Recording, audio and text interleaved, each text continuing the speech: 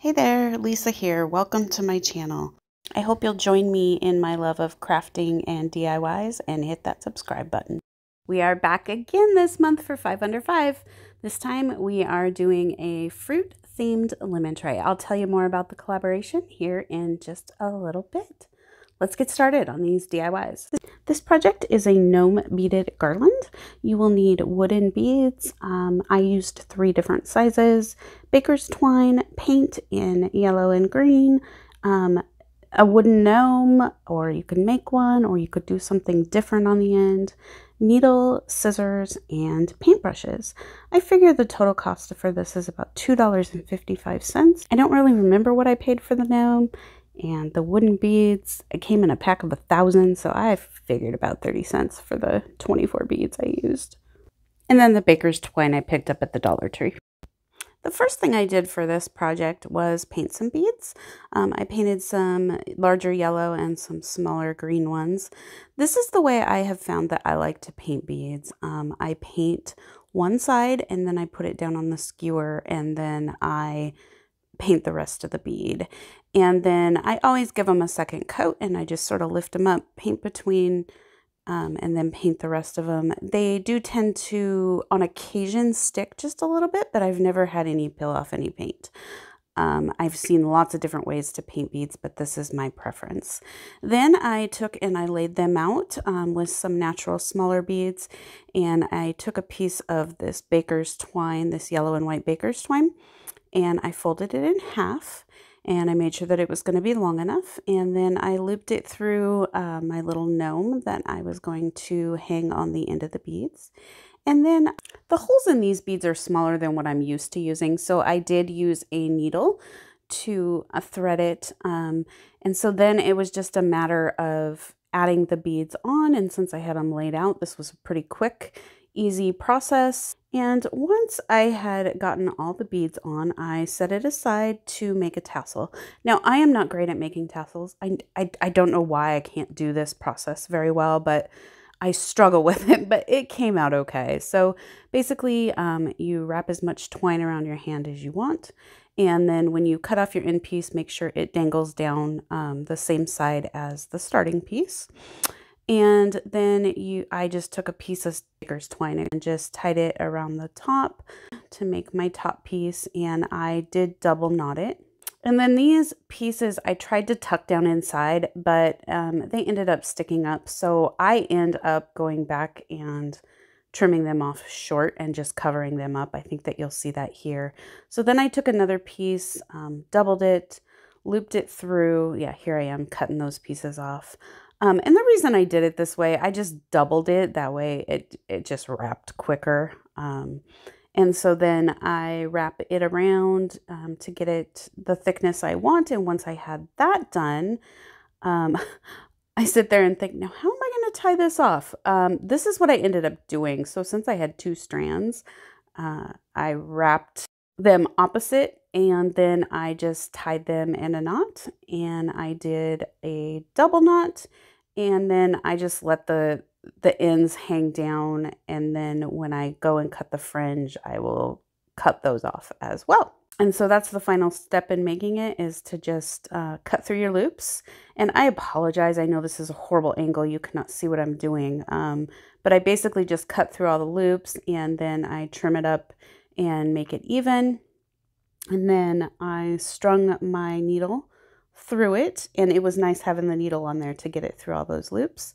And then I removed the needle and I just tied it on and got it as close to the beads as I wanted, and knotted it. And then I did another knot, and then to hide the string, I just put it through the little loop on the top of the tassel there, and then cut it just a little bit shorter than that and hid them up inside.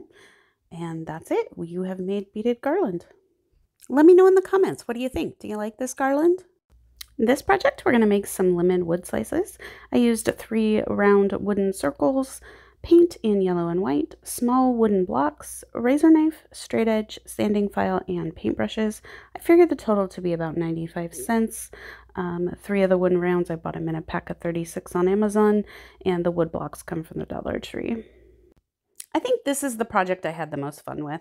So I took these little wooden rounds that I had gotten off Amazon, and I took 3 of them. I do 2 full lemons, and then here I am cutting one in half with a razor knife to do some halves.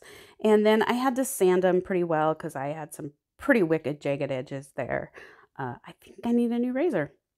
Anyway, so here I am sanding them, and then I took and painted them all yellow. So like I said, I did 2 rounds and then 2 half rounds. And so I painted them all yellow. I gave them all probably a couple of coats. And I did mix it with a little bit of white just to tone it down just a little bit. And then this was the fun part. I really enjoyed doing this. I did look up a tutorial on how to paint citrus fruit, and so I will include that because she explains it so well. Yeah, she's a painter, I'm not. So anyways, then what I did was you just go around the outer edge white, and then just like cutting a pizza, you do the lines across to make the fruit sections. And then I did do a couple of coats, and then this is the part where you get to really see it come to life, is when you round in the corners here. And as you watch here, I just think it's so cool because it just really turns from like a wagon wheel to that piece of citrus fruit, in our case, a lemon. So I just love that. And then I did do another coat of the white just to darken things up. And then finally, you put like these little lines in there just to sort of give it that texture. I used mostly white. There's a couple that I did just a little bit of lighter yellow just to kind of give it a little bit of definition. I do have to say that I did 1 lemon before I videoed, and just in doing that, I got much better. And I got much better at each lemon that I did. Some of them, you know, in the beginning were a little bit awkward, but I did get much better. And then in the middle there, I just did some little dots just to sort of give it texture. I made them a little bit thick, and a couple yellow, a couple white. Anyways, it was really fun. I really enjoyed learning how to do this and then giving it a shot myself. And even just like I said, because I did one, my very first one I didn't end up using. It's on the back of one of these. And then the other 4, you can kind of see the progress, and they don't have to be perfect. That's what I love about this, because, you know, no citrus fruit is ever perfect. And then I glued these little blocks on the back so that they would stand up on my tray. And that is it. And like I said, these were really fun. You know, and I was thinking you could thicken them. You could use several of the rounds and glue them together to make them thicker slices. So that might be something fun to try as well.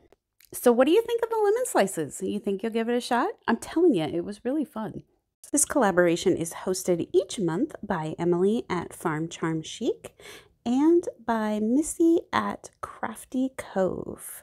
And each month there is a guest host, and this month's guest host is Charlotte at Craftin' Up a Storm with Char. These ladies' channels will be linked in the description box, as well as the playlist of other people who participate. Be sure to check everybody out. This project is a little gnome stand. You will need a wooden ghost shape and a wooden witch hat. I got these both at the Dollar Tree. You could use material or fur or something else as well. Mini palette, twine, Mod Podge, tissue paper, paint in white and chalkboard, straight edge, scissors, and then paintbrushes. I figure about $1.57 for this. The shapes come in packs of 8, and then you can get the mini palette at the Dollar Tree for $1.25. It's my little lemon selling gnome. First thing I did was I took a witch hat from the Dollar Tree, and I sort of took off that very tip part because it just screamed witch to me, and then sanded it. And then I took some hole filler and filled in the hole, and then I sanded that down just a little bit. And then the ghost ends up being his beard. I painted it white, and I did do the edges really well, and then I did do 2 coats. Then I took tissue paper. I had this striped tissue paper I'm showing you here that I just cut off the yellow and white. I really wanted yellow and white stripes. I thought this would be easier. So I took a piece of yellow tissue paper and Mod Podged it down, and then I took my yellow and white stripes and Mod Podged them over that.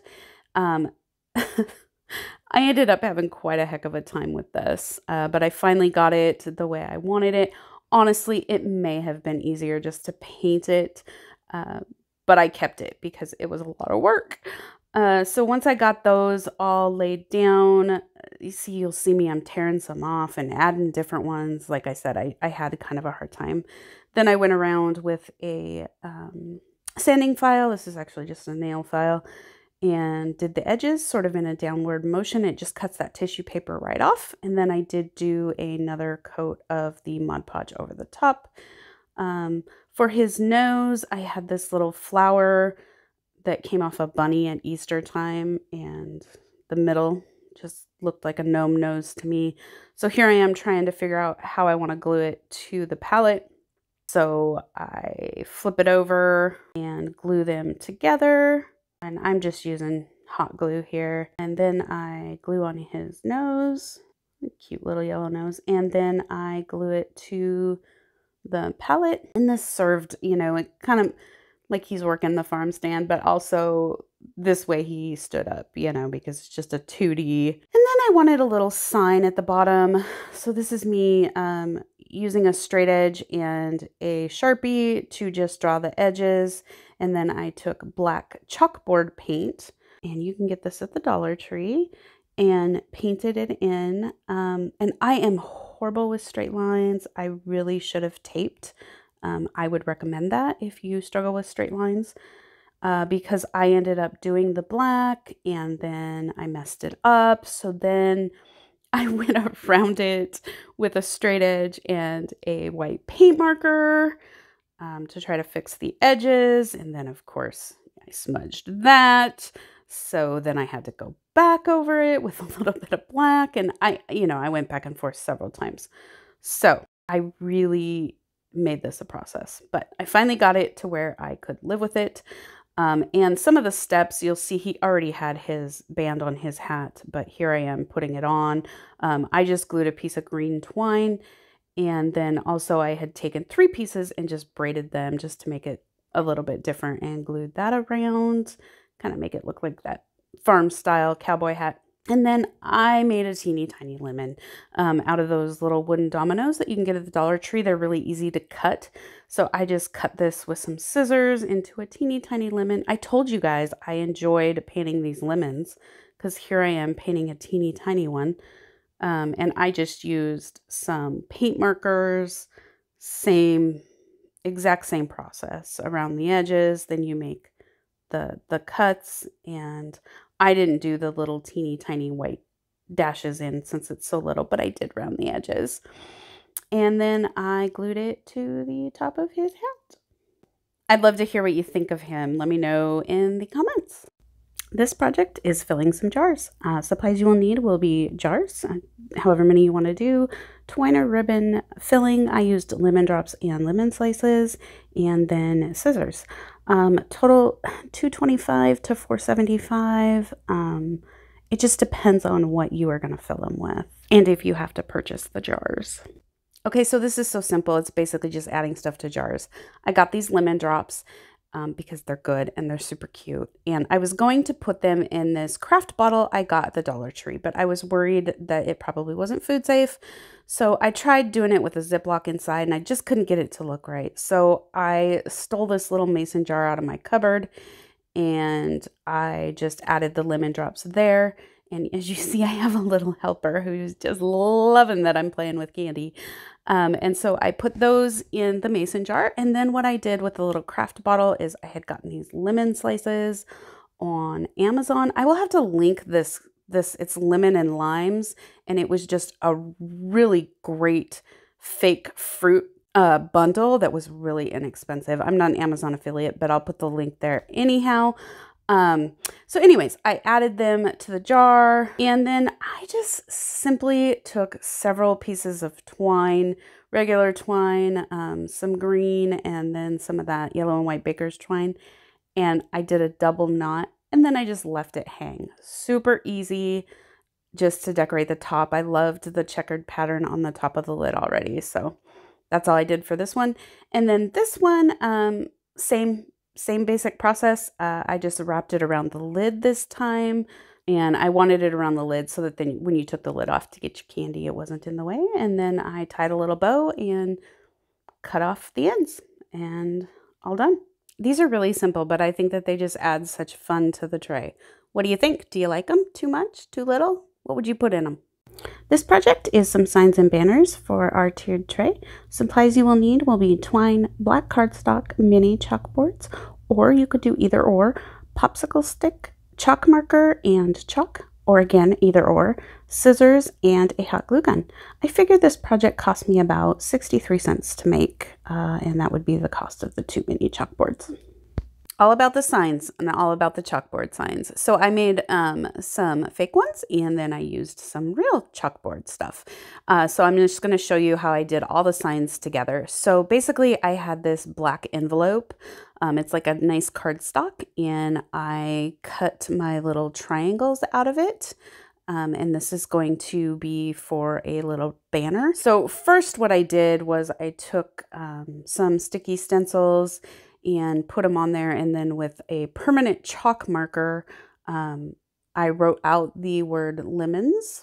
And then see, I had both sides, but I decided to just cut it and sort of leave like an overhang so that it would glue around the back side of the twine so that I wasn't burning my fingers.